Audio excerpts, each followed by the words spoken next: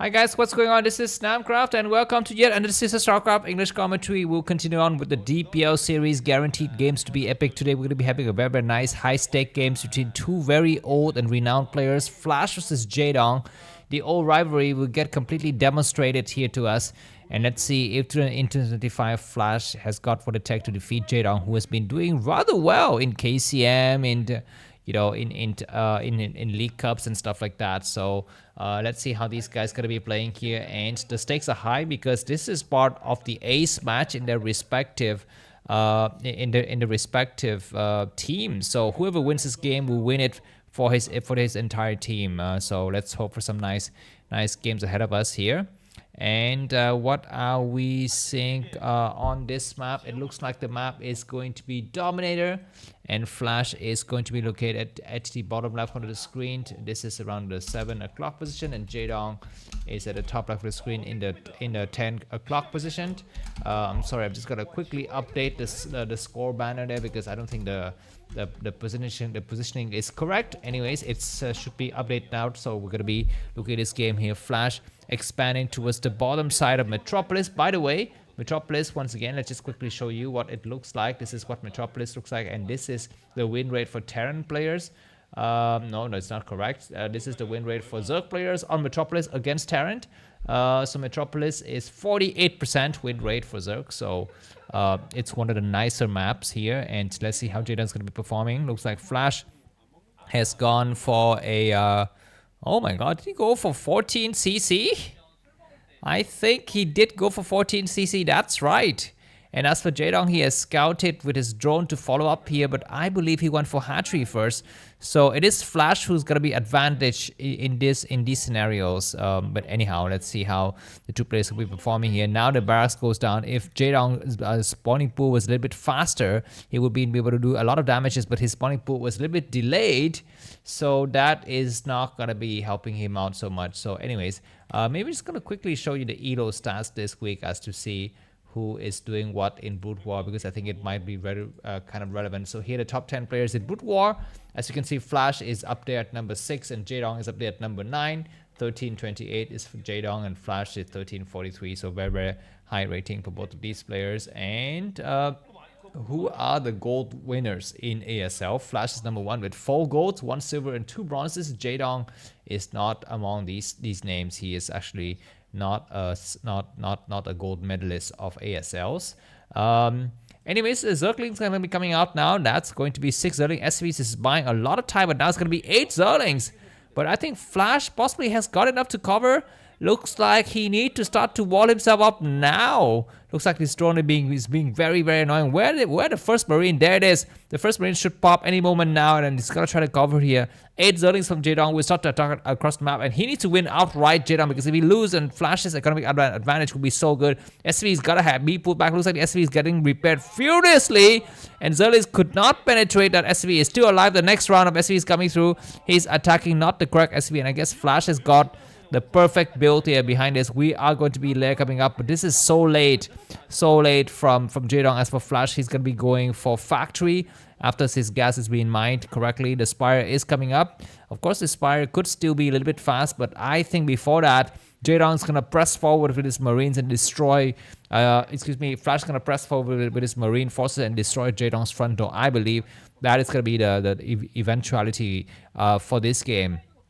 Looks like Flash still keeps his SV inside of Jaedong's main base, so he knows the exact timing of the Spire, and he would time it so that he can actually attack out with his Marines. For now, he's going to be sitting at home, very nice and cozy. He had not done anything useful at all. So anyways, that is going to be very interesting. By the way, let me remind you that I will be casting the next rounds of ASL, Group D, E, and F. So please tune in to Namkraft, 7 p.m. Korean time. So what is that, 7?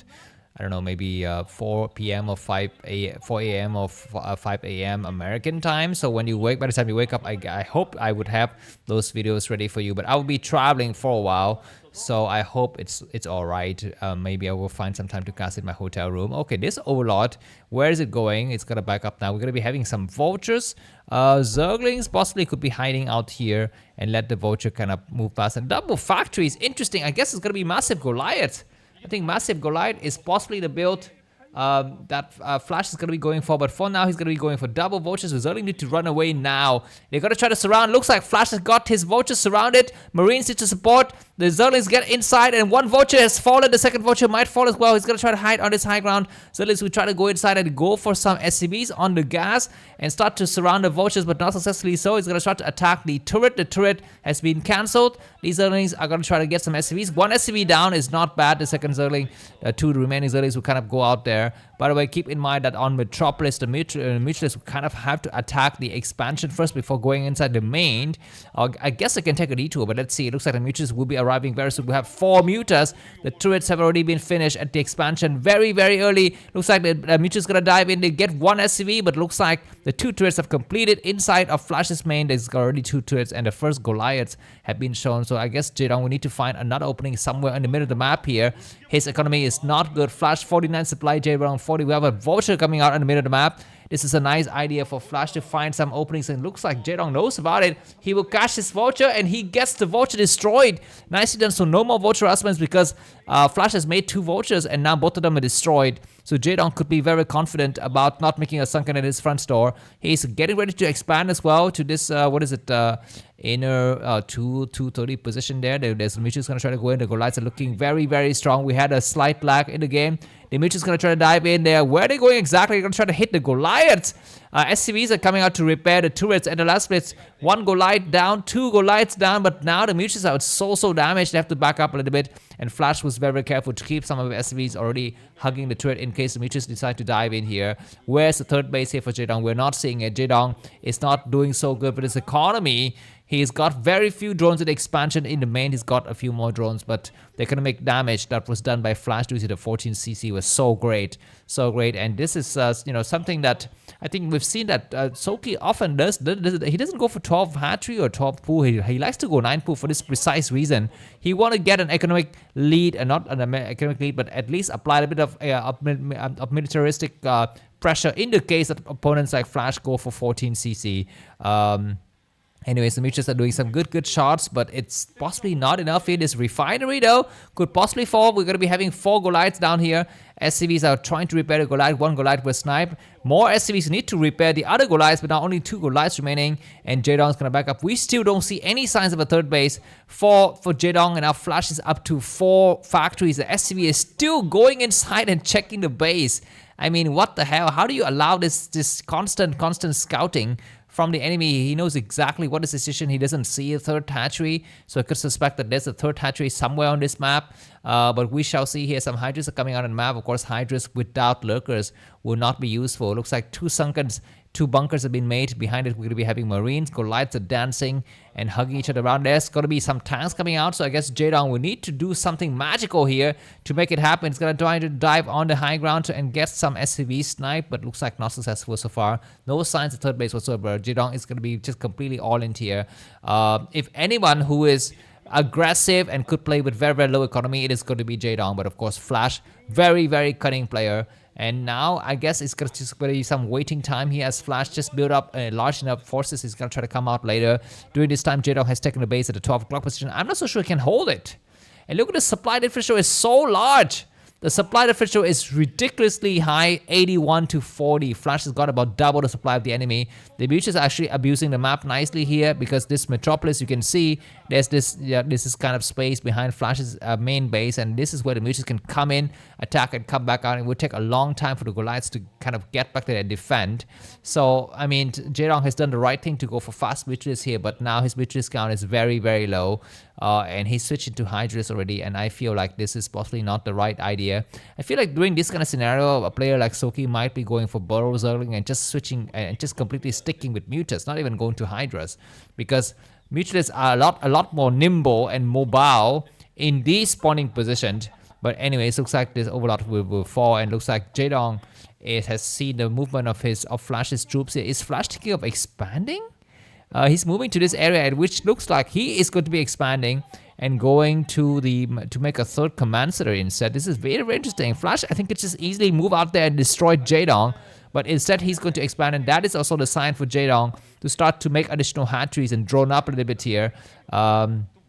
One interesting thing is that Flash has got a scanner, so he need to really scan and see how many hatcheries the enemy's got, what is the state of tech, and make sure that Jaedong is staying honest and Jaedong is making the right number of military units and not just purely drones here. Anyways, 5 hatchery is going to be made by Jaedong, and will he switch into queens, or will Flash allow him to switch into queens? Because we all know that queen is a big investment. By the way, let me just open up my Starcraft encyclopedia and tell you all you need to know about queens, guys. So queen is a unit. I guess I'm just going to go and talk about queens first, right? So queen is a Zerg unit that you make out of the hatchery. It's got a population size of it's got a supply of 2. It takes 100 minerals and 100 gas, and it takes about 31.5 seconds to build. It's got 120 HP, and it's got a sight range of 10. Not that, and nobody knows. I don't think anyone knows what is a sight range. I mean, what is a sight range of 10, right? I'm not so sure exactly, because the Overlord has got a sight range of 9, and when upgraded, it's got a sight range of 11. Anyways, as for the Queen's spell, I guess the spell we're looking at is Spawn Bruling, which costs 150 energy, and the little baby queens that generate will be alive for 75 seconds. Isn't that ridiculous? And this Spawn Bruling spell will cost 100 minerals and 100 gas, and to research it, it would take 50 seconds. So those are all of the stats you need to know about Brulings and Queens. Let's go back to this game. Jaedong, 76 supply of Flash, 133. Flash is always twice the supply of Jaedong. And the next attack from Flash with his heavily upgraded mech will kill off Jaedong. But let's see if Jaedong has prepared something special. He's looking around, and of course he sees how deadly Flash's force is. 12-minute mark of the game, and Flash is taking his time. He knows he's got this game in the bag. He just need to make sure to be very quick. Look at this, guys. 3 base Zerg against 3 base Terran. And the Terran player's got mech. You know, if it's 3 base Terran and the player Terran has got bio, maybe you can win. But you are playing against even number of bases against the Terran player, and he's got mechanical units, and that is very tough. Have we seen the Queen transition yet? I'm not seeing it on this map. So I don't think Queens, maybe I missed it while I was reading the encyclopedic knowledge, but looks like the BC is going to try to dive in. This is a nice way. I mean, this is what Jaedong need to be doing to kind of abuse this map, attack in and out, because now Jaedong knows that Flash can have to sit at home with his Goliaths. The moment he moves out, Jaedong will dive in with more mutas. He just need to make massive mutas. That is the way to play here. Because if you're going to be going for this kind of build as Flash, I don't think he will be making Valkyries. I think he would just be making science vessels. And if even no science vessels at that. Anyways, looks like the tanks are moving out, and these tanks are a little bit too far forward. Looks like Jaedong's going to engage it. The rest of the Goliaths are actually not joining into the battles yet, and Jaedong would take this opportunity to kill a few tanks before retreating. But now the mech power is so strong, and Jaedong gets pushed back hard. 160 supply for Flash. Jaedong 103. I feel like there's not going to be nothing that can stop Flash now. His mech boss is so strong. There are no queens, just hydras and mutas. And the queens is keeping the tanks to be in siege, which actually the tanks don't even need to be in siege mode. Just a move, and look how brittle those hydras are. And we're gonna be having more hydras coming from the right side, but it's not enough. Looks like the mutas is actually quite strong, but is it enough? No, the Goliath's line is so deep. The Goliath's line is very deep, and these tanks have plow forward. I think the Mutualists need to move back to attack the tank, but no, Jaedong has GG'd and Flash has won it for his team. If you enjoyed this, guys, please buy me coffee and it's going to be in the video description. And see you soon. Bye-bye.